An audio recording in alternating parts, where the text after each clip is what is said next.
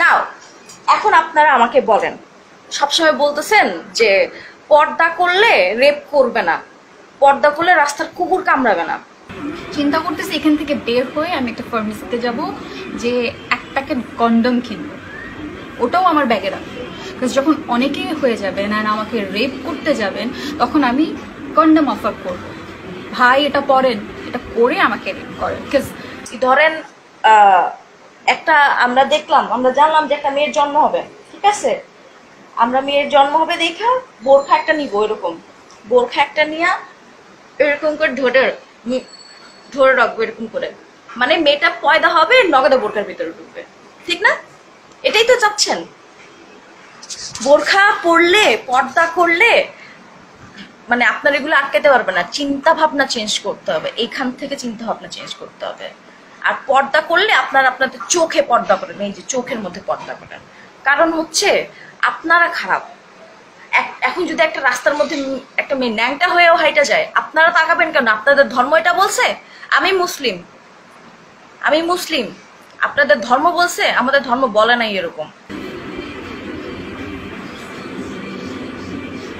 go fuck yourself, go fuck yourself, go fuck yourself, go fuck yourself, go fuck yourself. I don't care কে কি বললো, কে কি করলো। Girls, come on, কারো দিকে তাকাও না, নিজেকে প্রোটেক্ট করো, নিজেই প্রোটেক্ট করো, দাঁড়ায় যাও যে যেখানে আসো। আসসালামু আলাইকুম ওয়া রাহমাতুল্লাহি ওয়া বারাকাতুহু। আমি ইব্রাহিম মদিনাতুল মুনাওয়ারা থেকে আবার একটু কথা বলতে হচ্ছে আপনাদের সামনে।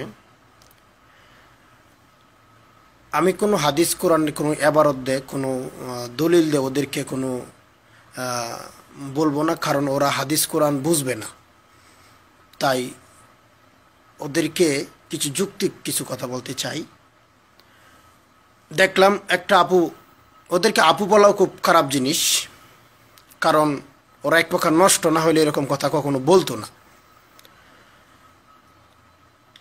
চুরি, কাচি, কেচি, মরিচ, এভরিথিং অনেক কথাই তো বলা হয়েছে। তবে উল্লেখযোগ্য যে একটা মেয়ে দেখলাম বাচ্চাটা ওয়ার পরে বলতেছে যে বিলে ওইটা কাপড়ের ভিতরে ঢুকায় আলতো, এবং উলঙ্গ যদি মেয়ে যা, ছেলেরা কেন তাকাবে? তা আমি বলতে চাই, খাওয়ান সামনে দেওয়ার পরে খাওয়ার যদি রুচি না আসে, আপনাদের কাছে প্রশ্ন, সে কি অরুচি ব্যক্তি না? তে যে ব্যক্তি কোনো একটা মেয়ে দেখবে, তার তো বিন্দুমাত্র যে অনুভূতি না আসে, তাকে হিজড়া বলা হয়, তাকে ডাক্তার দেখানি দরকার। এই মেয়েকে বলতে চাই, তার যে কথাবার্তা, সে মনে হয় না যে আমার মুসলমান। আর যদি মুসলমান হইতো তাহলে এরকম কথা জীবনেও বলতো না, যেভাবে কথাগুলি বলছে।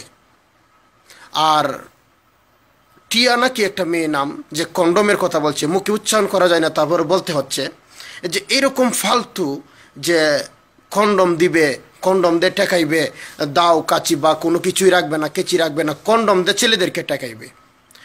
কয়টাকে ও ঠেকাইবে?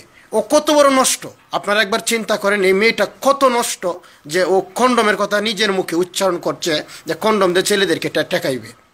তো কতটুকু নষ্ট হলে এরকম কথা বলতে পারে? এরা হইল দাইয়ুস। হাদিস শরীফে আসছে ওরা দাইয়ুস।